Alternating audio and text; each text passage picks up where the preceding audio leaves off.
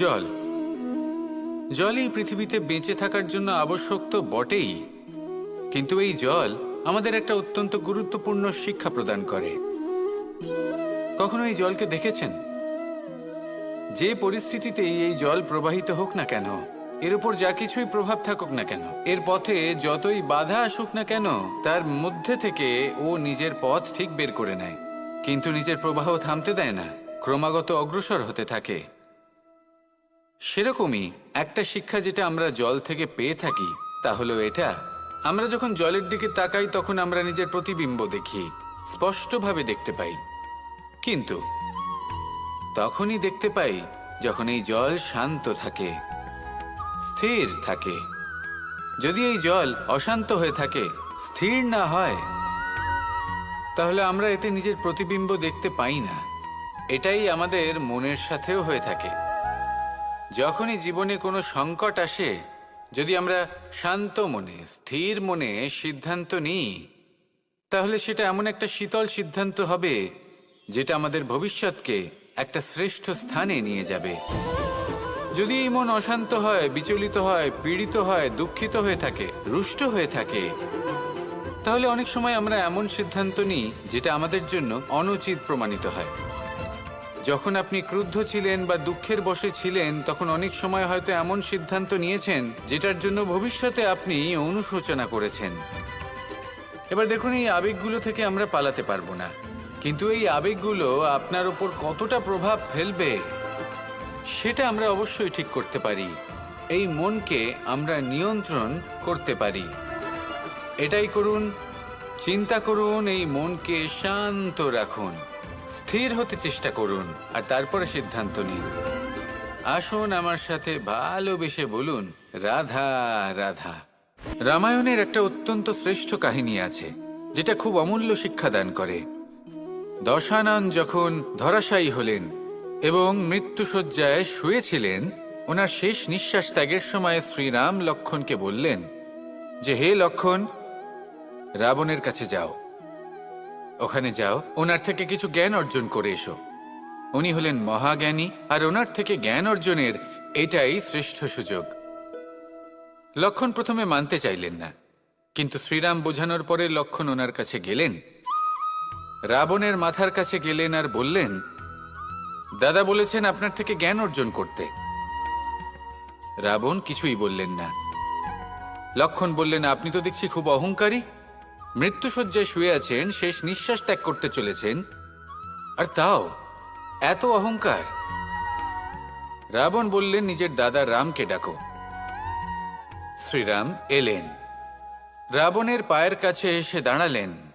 উনি নিজের হাত জোড় করলেন আর বললেন, হে মহাপণ্ডিত রাবণ, আপনি হলেন মহাজ্ঞানী, দয়া করে আমাদের কিছু জ্ঞান প্রদান করুন। রাবণ বিনম্র চিত্তে ওনার কথা শুনলেন, খুব বিনম্র চিত্তে ক্ষমা প্রার্থনাও করলেন, আর এই সংসার একটি অত্যন্ত শ্রেষ্ঠ জ্ঞান লাভ করল। এর দ্বারা আমরা ঠিক কি শিক্ষা লাভ করি?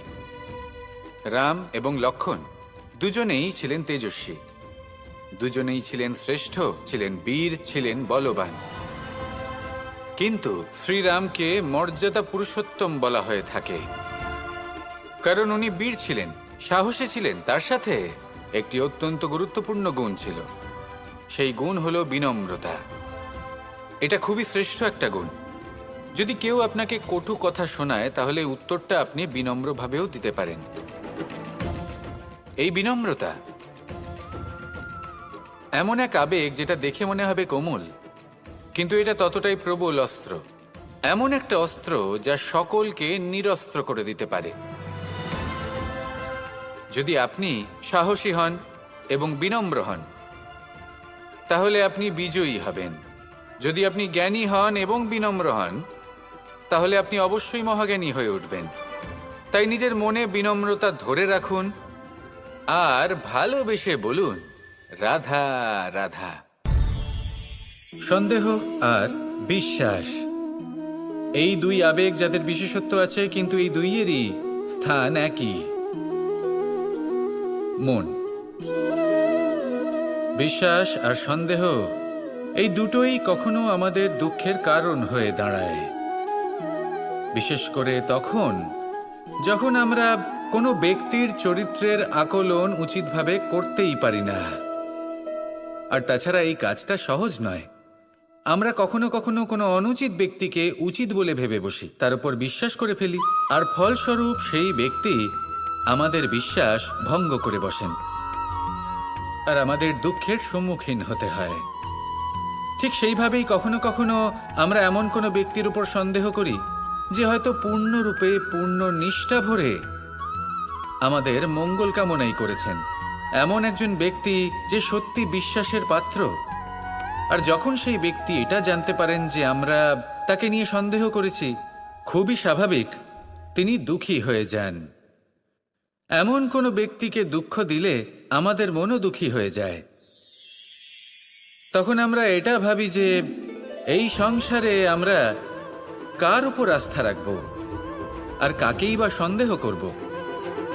এর উত্তর হলো সময়। এই সংসারে কোনো ব্যক্তির চরিত্র যাচাই করা সবথেকে কঠিন কাজ। সেটা সময় নিয়ে করুন। কোনো ব্যক্তিকে যদি আপনি বুঝতে চান, তাকে পরখ করে দেখতে চান, তাহলে তার সাথে যতটা সম্ভব সময় অতিবাহিত করুন। এই সময় আপনার সামনে সেই ব্যক্তির এমন কিছু দিক তুলে ধরবে যা আর কোনোভাবে আপনি দেখতে পাবেন না। তারপর কি, সময়ের সাথে আপনি জানতে পেরে যাবেন যে এই ব্যক্তি, তার উপর বিশ্বাস করা উচিত নাকি অনুচিত। তাহলে কোথাও না কোথাও আমাদের মনে ঈর্ষাবোধ জন্ম নেয়। এই যাচাই করুন আর আমার সাথে ভালোবেসে বলুন, রাধা। আমরা সবাই জীবনের সামনে এগোতে চাই আর সামনে এগোতেও থাকি। আর যখনই কোনো ব্যক্তি জীবনের সামনে এগোতে থাকে তখন তার পথে নিশ্চিত রূপে বাধা আসে। তখন মানুষ ঈশ্বরের কাছে প্রার্থনা করে যে হে ঈশ্বর, আমার জীবনে যেন কোনো বাধা না আসে, আর যত বাধা আছে তার হাত থেকে আমাকে রক্ষা করে নিও। পূর্ণরূপে একটি নিরাপদ জীবনের কামনা করে। কিন্তু সত্যি কথা বলতে এই বাধাগুলো কিন্তু কিছু মাত্রায় আমাদের কাছে আবশ্যক। যদি এই বাধা না থাকে তাহলে আমরা সামনে এগোতে পারবো না। একটা উদাহরণ দিই, যখন আমরা হাঁটি তখন এই মাটির একটা আকর্ষণ বল থাকে যেটা আমাদের নিচের দিকে আকৃষ্ট করতে থাকে। সেই কারণেই সামনে পথ চলা কঠিন হয়ে যায়। কিন্তু এই আকর্ষণ বলের কারণেই আমরা সামনে অগ্রসর হতে পারি, কারণ এই আকর্ষণ বল আমাদের ধরে রেখে দেয়। তার জন্যই আমরা মাটির ওপর টিকে থাকতে পারি। যদি আকর্ষণ বল না থাকে তাহলে আমরা ভারসাম্য হারিয়ে ফেলবো, আর ভারসাম্য হারালে এগিয়ে চলা অসম্ভব হয়ে যাবে। সেই জন্য কখনো জীবনে পূর্ণরূপে নিরাপদ জীবনের কামনা করবেন না। এই যে বাধাগুলো আসে তা কোনো না কোনো কারণে আসে। এটা কেন আসছে সেটা বুঝুন, এদের স্বাগত জানান। এর থেকে যে শিক্ষা লাভ করবেন সেটাই আপনাকে এগিয়ে নিয়ে যাবে। আসুন আর আমার সাথে ভালোবেসে বলুন, রাধা রাধা। 6 শত্রুর মধ্যে অন্তিম শত্রু হলো ঈর্ষা। কোনো ব্যক্তি যদি জীবনে আমাদের থেকে বেশি উন্নতি করে, আমাদের থেকে বেশি সাফল্য লাভ করে, আমাদের থেকেও বেশি শ্রেষ্ঠ হয়ে ওঠে, বেশি গুণী হয়ে ওঠে, তাহলে কোথাও না কোথাও আমাদের মনে ঈর্ষাবোধ জন্ম নেয়। আর শুধুমাত্র এই ঈর্ষাবোধের জন্ম হলেই এই ঈর্ষা আপনার শত্রু হয়ে ওঠে না। সেই ব্যক্তির বিকাশে বাধা দেওয়ার জন্য বা সেই ব্যক্তিকে আটকানোর জন্য আপনি কোনো অনৈতিক পথ অবলম্বন করেন, তখনই এই ঈর্ষা আপনার শত্রু হয়ে ওঠে। কিন্তু যদি এই ঈর্ষার দ্বারাই আপনি নিজেকে আরো বেশি শ্রেষ্ঠ করে তুলতে পারেন, আরো বেশি সক্ষম, আরো বেশি গুণী হয়ে উঠতে পারেন, তাহলে এই ঈর্ষা আপনার মিত্র হয়ে আপনাকে আরো বেশি শ্রেষ্ঠ করে তুলতে পারে। এইভাবে ঈর্ষাকে আপনি নিজের মিত্র করে তুলতে পারেন। এই 6 বিকার বা বোধ বা শত্রু যাদের কথা আমরা বললাম, এদের আমরা নিজের বন্ধুও করে তুলতে পারি। দিনের শেষে নির্বাচনটা আপনাকেই করতে হবে। নিজের এই মনকে অত্যন্ত শক্তিশালী করে তুলুন, তবেই গিয়ে আপনাকে এই সব শত্রু সাহায্য করবে অগ্রসর হওয়ার জন্য। আসুন আমার সাথে ভালোবেসে বলুন, রাধা রাধা। ছোটবেলায় যখনই আমাদের মাখন খেতে ইচ্ছে করত তখন আমরা মাখন চুরি করে খেতাম। আমরা সকল বন্ধুরা একে অপরের পিঠে দাঁড়াতাম, মাখনের হাঁড়ি ভাঙতাম আর মাখন খেয়ে নিতাম। এটাকেই বলা হয় সংগঠনের শক্তি। এবার কি শুধুমাত্র সংগঠনই যথেষ্ট? আসুন দেখা যাক। যেমন ধরুন, সব থেকে হৃষ্টপুষ্ট বালক যে, সে যদি সবার ভার বহন করার বদলে ওপরে চড়তে থাকে, তাহলে কি আমরা হাঁড়ি ভাঙতে পারবো? আমরা কখনো কি মাখনের আনন্দ উপভোগ করতে পারবো? না। শুধুমাত্র সংগঠন যথেষ্ট নয়, তার সাথে প্রয়োজন হলো ভারসাম্য। তবেই তো মাখন লাভ সম্ভব। ঠিক সেভাবেই জীবনেও নিজেদের সম্পর্কে, পরিবারে, সমাজে, কার্যক্ষেত্রে ভারসাম্য বজায় রাখা প্রয়োজন। যদি এই ভারসাম্য থাকে আর সংগঠন থাকে, তাহলে আমরা সবাই লক্ষ্যের দিকে যেতে পারি, লক্ষ্য লাভ করতে পারি। কিন্তু যদি এই ভারসাম্য না থাকে, তাহলে এই সম্পর্কও ভাঙতে থাকবে, পরিবারও ভাঙতে থাকবে, কাজেও বাধা পড়বে, আর আমরা লক্ষ্য লাভও করতে পারবো না। তাই সংগঠনের সাথে থাকুন, ভারসাম্য বজায় রাখুন, আর আমার সাথে ভালোবেসে বলুন, রাধা রাধা। এই সংসারে এই সংখ্যাটি অত্যন্ত শক্তিশালী। আপনি জীবন যাপন করেন একবার, জন্মগ্রহণ হয় একবার, মৃত্যু আপনি একবারই লাভ করেন। এই এক সংখ্যাটি অত্যন্ত গুরুত্বপূর্ণ।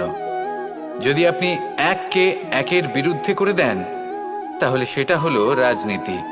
মানুষ সেখানে ষড়যন্ত্র করতে শিখে যায়। আর যদি আপনি এককে একের সাথে মিলিত হতে না দেন, তাহলে সেটা কূটনীতি হয়ে দাঁড়ায়, মানুষ সেখানে ছলনা করতে শিখে যায়। এবার যদি আপনি এককে একের সাথে মিলিত করে দুই করে দেন, তাহলে সেটা গণনীতি হয়ে দাঁড়ায়। মানুষ সংগ্রহ করতে শেখে, লাভ করতে শেখে। আর যদি আপনি এক এবং এক মিলিয়ে শূন্য করে দেন, তাহলে তাকে আধ্যাত্ম বলা হয়, যেখানে আমরা নিজেকে ঈশ্বরের কাছে পূর্ণরূপে সমর্পণ করে দিই। আর যদি আপনারা এক আর এক এই দুইকে মিলিয়েও একই থাকতে পারেন, তাহলে তাকে প্রেম নীতি বলা হয়। যেমন আমি আর রাধা, না আমরা শূন্য আর না আমরা দুজন ভিন্ন। দুজন ভিন্ন হয়েও আমরা অভিন্ন। এর দ্বারা জীবনের অর্থ বুঝতে পারা যায়। তাই এই অর্থ বুঝতে শিখুন। এই মন প্রসন্ন হয়ে বলবে, রাধা রাধা। কুরুক্ষেত্রের রণভূমিতে আপনজনদের নিজের বিরুদ্ধে দেখে তাদের মৃত্যুর বিষয় ভেবে অর্জুনের মন বিচলিত হয়ে পড়েছিল। এই সম্পর্কের চক্রব্যূহতে জড়িয়ে পড়ে অর্জুনের জ্ঞান নাশ হয়েছিল। তখন আমি অর্জুনকে কিছু কথা বলেছিলাম, যেই কথাগুলো আপনাদেরও জানাটা প্রয়োজনীয়। আমাকে বলুন, এই সংসারে আপনি এমন কি নিয়ে এসেছিলেন, আর এই সংসারে আপনি কি ফেলে যাবেন? এই সংসার, এই জগৎ, এইসব বস্তু যা আপনার খুব প্রিয়, সবকিছু তা না জন্মের পূর্বে আপনার ছিল, আর না মৃত্যুর পর আপনার থাকবে। এই সংসার আমার থেকেই জন্ম নিয়েছে, আর মৃত্যুর পরে আমার মধ্যেই সমাহিত হয়ে যাবে। এখানে যার জন্ম হয়েছে, তার মৃত্যু এখানে সুনিশ্চিত। শুধু জন্ম আর মৃত্যুর মধ্যের এই শরীর শুধুমাত্র একটা মাধ্যম, যার দ্বারা আমরা কর্ম করি। আর এই কর্মের ওপরেই শুধু আমাদের অধিকার রয়েছে। কতটা পরিশ্রম করতে হবে আর কত সময় লাগবে নিজের লক্ষ্যে পৌঁছতে। তো অজ্ঞানী এই বিকারগুলোতে জড়িয়ে পড়ে ফল লাভের ওপর নিজের মনোনিবেশ করে, ফলের চিন্তা করতে থাকে। আর যদি মন মতো ফল না পায়, তাহলে কুপথে চলে যায়। অন্যদিকে এমন কিছু জ্ঞানী মানুষও আছেন, যারা পূর্ণরূপে নিজেকে আমার কাছে সমর্পণ করেন আর শুধু নিজের কর্ম করতে থাকেন। এই কর্ম করেই আনন্দ লাভ করেন এবং তাতেই জীবন যাপন করেন। যদি আপনিও এটা চান যে আপনার জীবনে সুখ থাকুক, শান্তি থাকুক, সম্পন্নতা থাকুক, তাহলে সৎ পথে চলুন, ঈশ্বরকে স্মরণ করুন আর নিজের কর্ম করুন। আসুন আমার সাথে ভালোবেসে বলুন, রাধা রাধা। গোবর্ধন পর্বতের সাথে আমার সম্পর্ক কেমন আপনারা জানেন। অনেকদিন আগে যখন আমি ছোট ছিলাম, একদিন আমি আর বাবা গোবর্ধন পর্বতে ওঠার চেষ্টা করছিলাম। আমি ক্লান্ত হয়ে পড়লাম আর আমি বাবাকে বললাম যে বাবা, আমাকে আর কতটা উপরে উঠতে হবে, আর ক পা যেতে হবে, আর কত উঁচুতে উঠতে হবে, আর কত সময় লাগবে। তখন বাবা হাসলেন। উনি আমার কাঁধে হাত রাখলেন আর আমাকে বললেন যে এটা আন্দাজ করতে যেও না যে আর কত সময় লাগবে, এটা মাপতে যেও না যে আর ক পা সামনে এগোতে হবে। শুধু এই যাত্রাপথের আনন্দ উপভোগ করো আর সামনে এগোতে থাকো। যদি এটা করতে পারো তবেই নিজের লক্ষ্য লাভ করতে পারবে। এটা কিন্তু আমাদের জীবনের সাথেও ঘটে। আমরা চিন্তিত হয়ে পড়ি যে এখনো আর কতটা সামনে এগোতে হবে, আর কতটা চেষ্টা করতে হবে, কতটা পরিশ্রম করতে হবে, আর কত সময় লাগবে নিজের লক্ষ্যে পৌঁছতে। এই চিন্তা ত্যাগ করুন, নিজের দৃষ্টিভঙ্গি পাল্টান আর এটা ভাবুন যে আরো কত শ্রেষ্ঠ কর্ম করতে পারি সামনে এগোনোর জন্য, আর কত তীব্র গতিতে আমি সামনে এগোতে পারবো। সামনে অগ্রসর হওয়ার এই যে যাত্রা বড়ই সুন্দর, এটার আনন্দ উপভোগ করুন। বাবার এই শিক্ষার কারণে আমি গোবর্ধন পর্বত হাতে তুলতে পেরেছি। দিনের শেষে এটা আপনার উপর নির্ভর করছে যে নিজের পর্বতরূপী লক্ষ্যকে আপনি নিজের হাতের মুঠোয় ধরে রাখতে পারবেন নাকি নয়। আসুন আমার সাথে ভালোবেসে বলুন, রাধা।